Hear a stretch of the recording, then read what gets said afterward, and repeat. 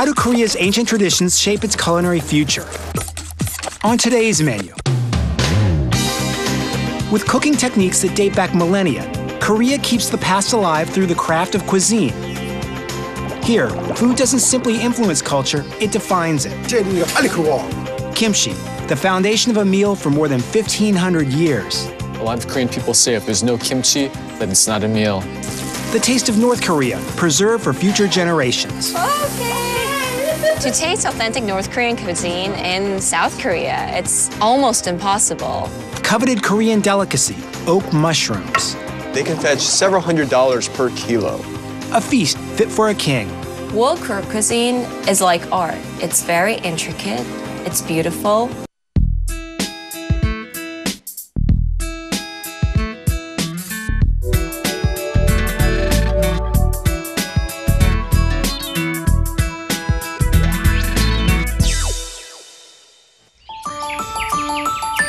Though the Republic of Korea is one of the most industrialized nations in Asia, Korean food remains tied to an ancient past, reflecting cooking techniques of the nation's royal dynasties that ruled thousands of years ago. Characterized by a communal cooking style, attention to detail, craft, and precision, Korean cuisine is also considered to be medicine. Designed to unite body, mind, and spirit, food is more than simply a meal, it's the foundation of the culture.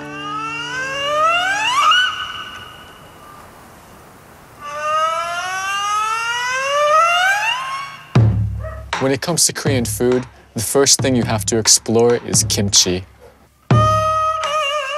Kimchi is ubiquitous in Korean food. You find kimchi in the poorest of households and in the courts of kings and queens. 가족이 숫자가 많으면 A lot of Korean people say if there's no kimchi, then it's not a meal. Making Korean food is very laborious.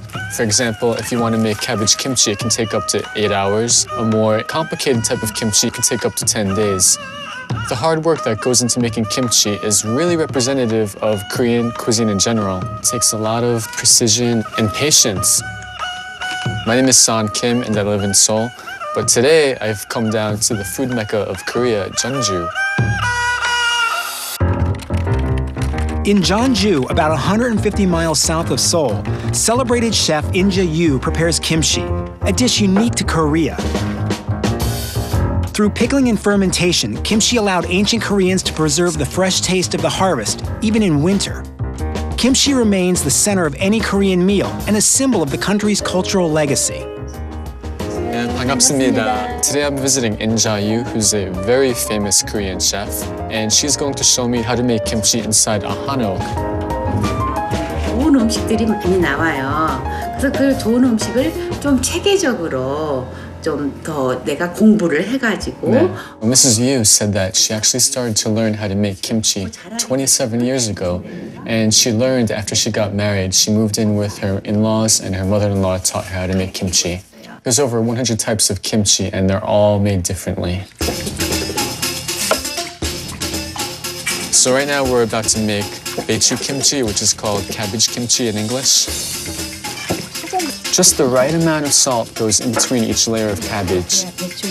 The salt creates osmosis, which extracts the water, and that allows the kimchi to stay crunchy after it's fermented. Now that we've put the salt, we have to wait about 8 hours. And while we're waiting, we're going to prepare the other ingredients.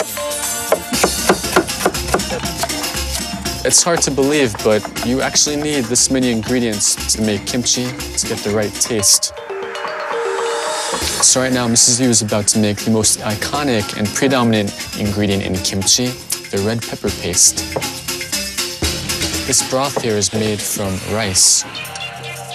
So now she's going to add shrimp paste, and now broth made from sardines. And now we're going to add some Korean seaweed. 간을 맞출 수도 있지만. She was saying that a lot of Korean people actually believe that kimchi has a medicinal effect. They believe that it prevents cancer because of the various ingredients like the garlic. In fact, Korea was one of the only Asian countries that wasn't hit with SARS, and a lot of Korean people believe that it's because they eat kimchi. It's spicy. It is really spicy. 오, 정말 매워요. 굉장히 매워요. Now she's mixing the ingredients with the red pepper paste. 김치 맛을 위해서 꾹 참고 네. 맨손으로 하는 것이죠. Since she's using her bare hands, it burns, but even though it burns, she still does it with her bare hands because the kimchi just tastes that much better. Now she's putting the red pepper paste in between the cabbage leaves. 양념을요? 네. Then it's time to put on the other ingredients. 어떤 김치가 특별히 맛있어요? Mrs. Yu just told me that Korean people have actually been eating kimchi for over 1,500 years. One of the byproducts of fermentation is lactic acid, and that's what gives kimchi its unique flavor. Now the jar is filled, and it'll ferment for 10 to 15 days. Back in the olden days, they used to put the clay pots underneath the ground, but now they put it into kimchi refrigerators.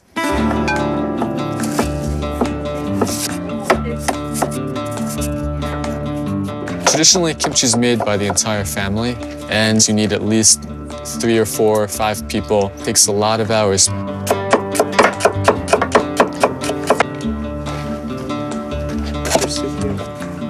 This is Bosam kimchi, and in this kimchi we add octopus, oysters, and persimmons, pine nuts, and jujubes.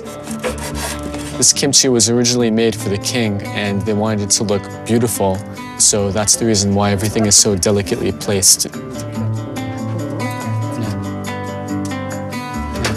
목을 싼다는 그런 의미로. Mrs. Yu was just telling me that 2 of the reasons why the kimchi is wrapped is 1, to preserve the ingredients, and then also to preserve the love with which it was made in.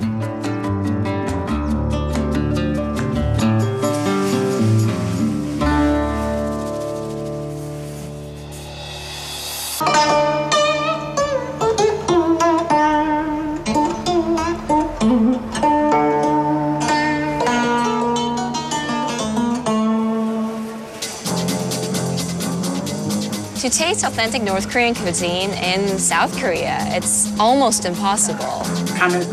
I'm really lucky because my grandmother is from the north, and I've been eating her cooking since a very young age. My name is Terry Ra, and I'm going to be going over to my grandmother's place today to help her prepare some authentic North Korean dishes.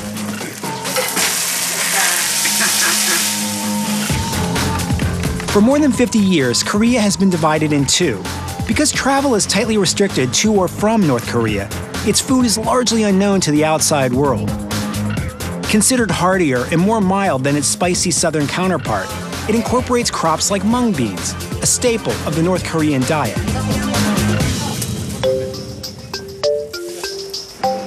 In 1953, the Soviet Union and USA signed the agreement on the 38th parallel to divide the country. 할머니!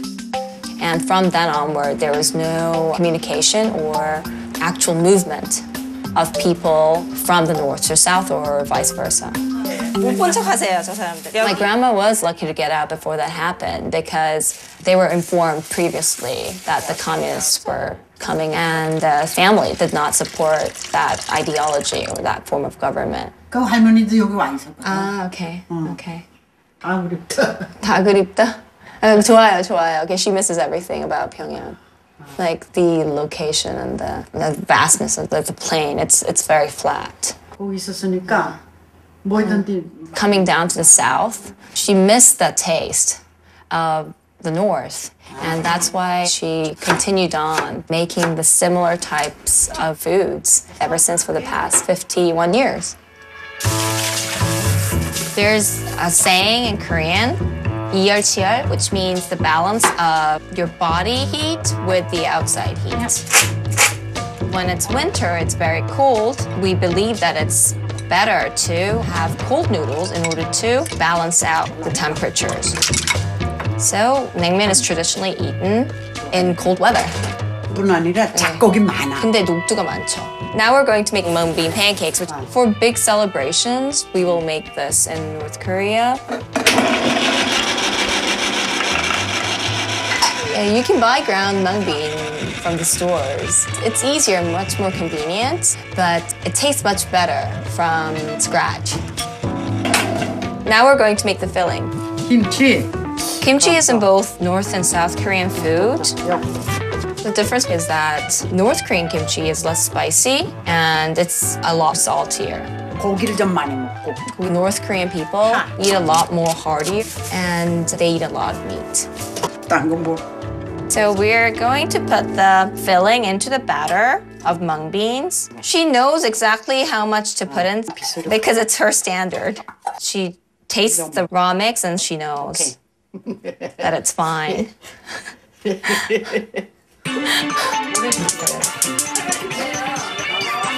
So we're using pork lard to oil the pan. And here we go.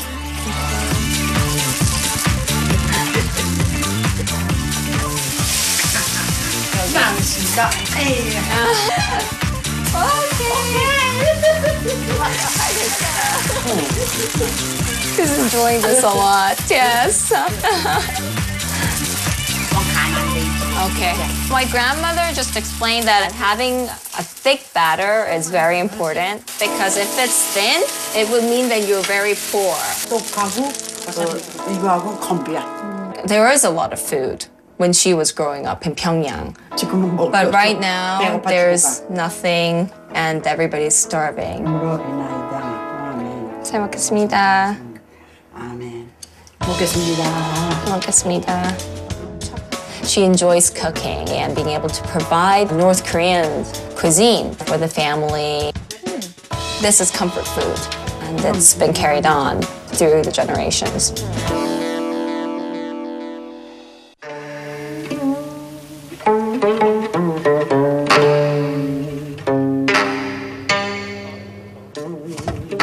One of the things that makes Korean food special is not just the care and attention put into making the food, it's also the attention they put into actually growing it.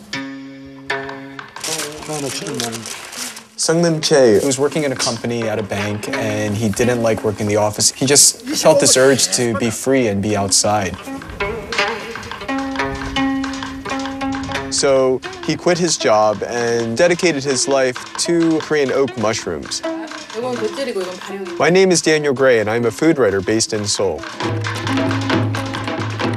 Just outside the city of Gyeongju, 210 miles southeast of Seoul, Mr. Sung Lim Choi embraces the farming life that defined Korea before the 20th century. Considered a delicacy in a country where mushrooms are a staple, oak or Pyongyang mushrooms are difficult to cultivate. They must be kept for years in dark, moist conditions that simulate the forest floor.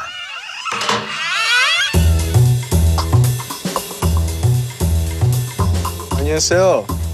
There's a very intricate process in actually growing Pyogo mushrooms. They're not going to grow just in the dirt. They're going to grow on these specially prepared logs that have been inoculated with this fungus.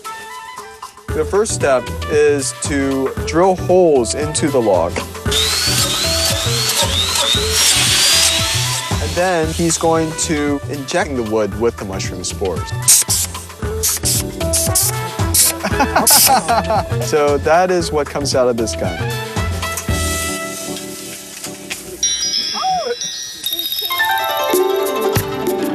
Korean oak mushrooms are prized for being healthy as well as delicious. They're full of phosphorus. They're excellent for the eyes and skin. Mr. Chae grows all of these mushrooms organically, so there are no insecticides. Using this Korean process of growing mushrooms, we're not growing it in the dirt. You have a very clean interior. You can actually just eat them right off the log. Korean oak mushrooms have a very earthy quality. It's almost like biting into a forest. 지금은 날씨가 이러니까 빨리 크고. He says there's 7 grades of mushrooms. The highest quality, hwago, it's got these very intricate designs. These mushrooms grow a lot more slowly, so they're very dense, and they can fetch several $100s per kilo.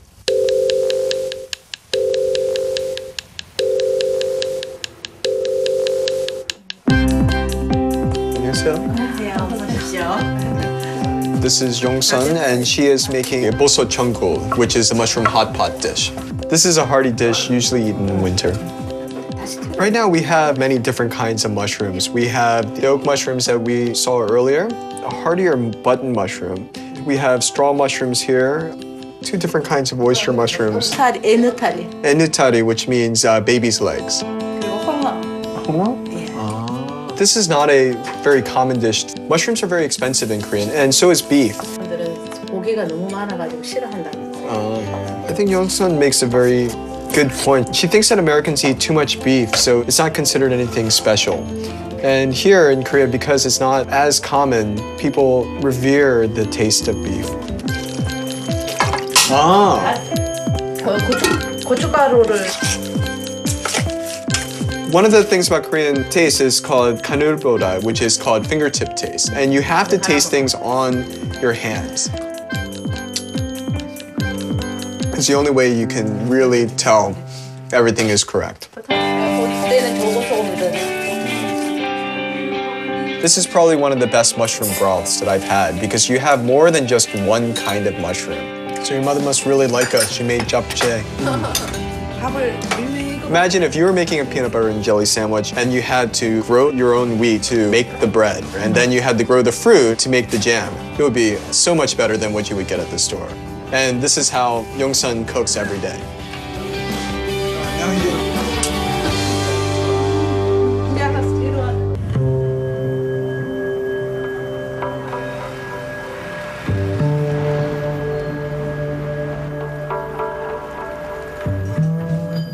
Historically, royal court cuisine was cuisine prepared for the king and his family.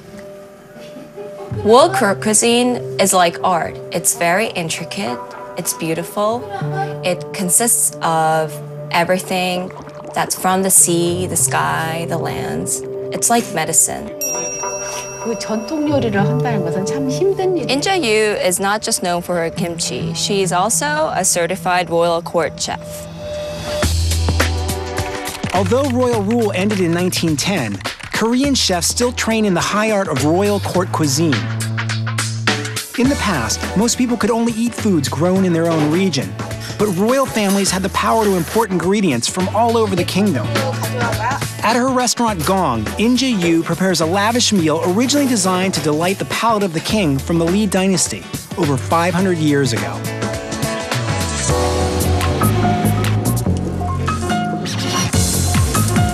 Bali in Korean means fast, fast, and we use that word every day. Even in Korea, it's all about fast food.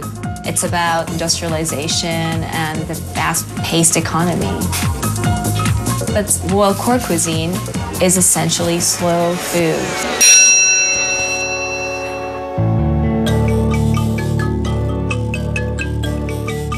The recipes are transmitted through the generations by women who are trained in the art of royal court cuisine. They all have to be certified, and it's analogous to Taekwondo or martial arts where you have to learn from a master. This is oisan, which is steamed cucumber, and in between we've added shredded beef, egg yolk, and cabbage. All of this intricate work is very typical of royal court cuisine. Today, we have a lot of soap operas that are about the royal court. Because of this, it's become very chic to eat royal court cuisine.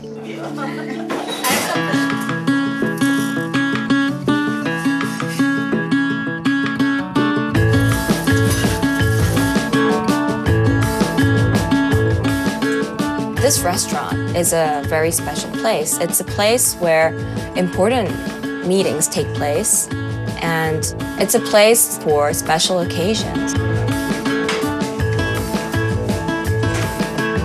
It takes a lot of hands to make the royal court meal, more than any other foods in Korea. There's around 10 people preparing, and they all know how to make each and every one of the dishes. Royal court cuisine consists of 12 main dishes and 9 side dishes. This is spring onion kimchi. This is glutinous rice cake with dates and chrysanthemum.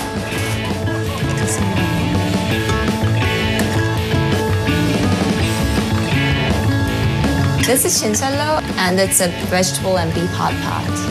The pot is a bronze pot There are 13 different ingredients in this dish. 해놓고 다 이게 된 거잖아요. This is beef broth. Put the lid on. So now we'll put in charcoal into the center and then boil. That is so cool. Wow. During the old days, and they just used to fan it by hand. And it must have taken a lot of effort. It's boiling. Cool.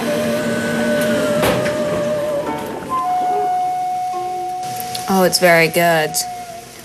It's like an integration of different flavors. Boiled core cuisine is originally served in these yugi tableware. It's a mixture of copper and pewter. It's very healthy for you. If there are any impurities in the food, then the color of the bowl will change, and we know not to eat this.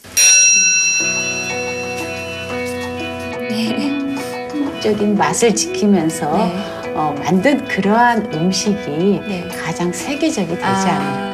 Mrs. Yu has told me that the world is moving very fast, and in this fast-paced world, it takes a lot to be patient, take time and effort to prepare the dishes in the traditional way. Here we go.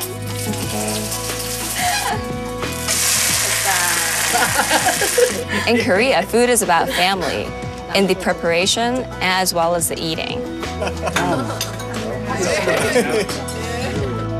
There's always meticulous craftsmanship in preparation of every dish. Mrs. Yu believes that the future of the food lies in the past. It's about retaining the basics of the Korean cuisine, however, still being able to keep evolving on the global front.